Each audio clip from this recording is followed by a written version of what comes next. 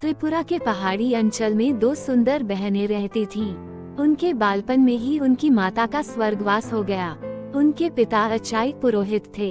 उन्होंने पत्नी की मृत्यु के पश्चात दूसरा विवाह नहीं किया।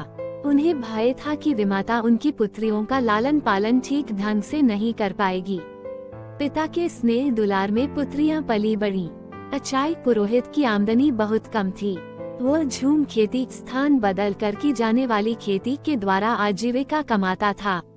उसकी पुत्रियां भी पिता की परेशानी समझती थीं, अतः वे अपने पिता से अनुचित मांग नहीं करती थीं।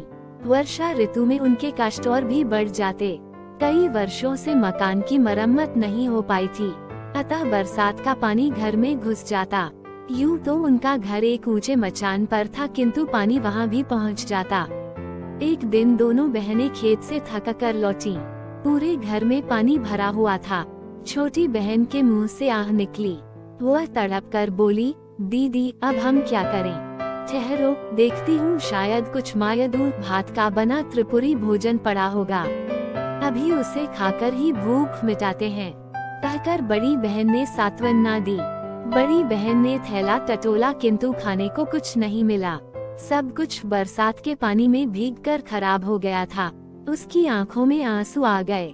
छोटी बहन का दुख वह सह न सकी। उसने प्रतिज्ञा की कि मैं उसी को अपना पति मानूंगी जो मेरे घर को संवार देगा। जिस तरह सबके कष्ट दूर होते हैं, उसी तरह वह दुख भरी रात्रि भी बीत गई। अगले दिन जब दोनों बहनें घर लौटी तो घर की कायापलट देखकर दंग रह गईं। सारे घर की मरम्मत की गई थी तथा खाने पीने का सारा सामान भी मौजूद था। इतने खाद्य पदार्थ उन्होंने पहले कभी नहीं देखे थे। अचाई ने भी घर का परिवर्तन देखा तो उत्साह के साथ बोला, हो न हो, ये तो वनदेवी की कृपा है। उससे तुम लोगों का कष्ट नहीं देखा गया, इसलिए उसने हमारी सहायता की है। पिता तो भरपेट खाकर सो गए, किंतु बड़ी बहन उनके अनुमान से संतुष्ट न थी। वह चांदनी रात में बाहर आकर खड़ी हो गई। तभी उसकी नजर एक विशालकाय अजगर पर पड़ी।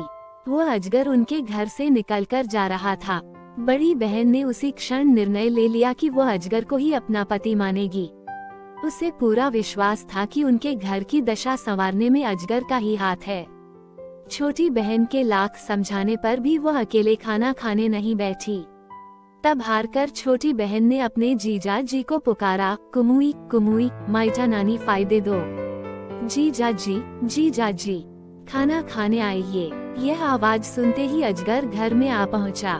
दोनों बहनें उसके विशाल स्वरूप से घबरा गईं, किंतु वह शांति से भोजन करके लौट गया। ये क्रम काफी समय तक चलता रहा। एक दिन अचाई पुरोहित को पता चला तो वह आग बबूला हो उठा। उसकी सुंदरी पुत्री एक अजगर को पति माने, यह उसे स्वीकार न था। जब बड़ी बेटी खेत पर गई तो उसने छोटी बेटी से कहा, तुम रोज की तरह जीजा जी को पुकारो। छोटी ने समझा कि शायद उससे मिलना चाहते हैं। उसने फिर हाँक लगाई, कुमुई कुमुई, माइटा नानी फायदे दो। अजगर ज्यों ही मचान के पास पहुंचा, आड़ में छिपे अचाई पुरोहित ने तेज हथियार से उसके टुकड़े टुकड़े कर दिए। छोटी फूट फूट कर रोने लगी। बड़ी बहन ने जब अपने अजगर की मृत्यु का समाचार सुना तो वह दुखी हो गई। कुछ ही दिनों में उसके मन में अजगर के प्रति प्रेम भाव जाग गया था। उससे वियोग की कल्पना से वह भयभीत हो उठी। बिना एक शब्द कहे वह नदी की ओर चल दी। छोटी बहन भी उसके पीछे चल दी। बड़ी ने आंखें बंद की और रोती रोती नदी के पानी में उतरती चली गईं। बेचारी छोटी उसे पुकारते रही, मत जाओ दीदी, मत जाओ दीदी। बड़ी बहन ज्यों ही नदी में उतरी तो सीधे एक राजभवन में पहुंच गई। जल के नीचे इतना सुंदर महल देखकर वह दंग रह गई। प्रवेश द्वार पर उसका अजगर पति स्वागत के लिए खड़ा था। उसके बाद वह वहीं सुखपूर्वक रहने लगी। ऐसे ही वीडियो के लिए मुझे सब्सक्राइब करें।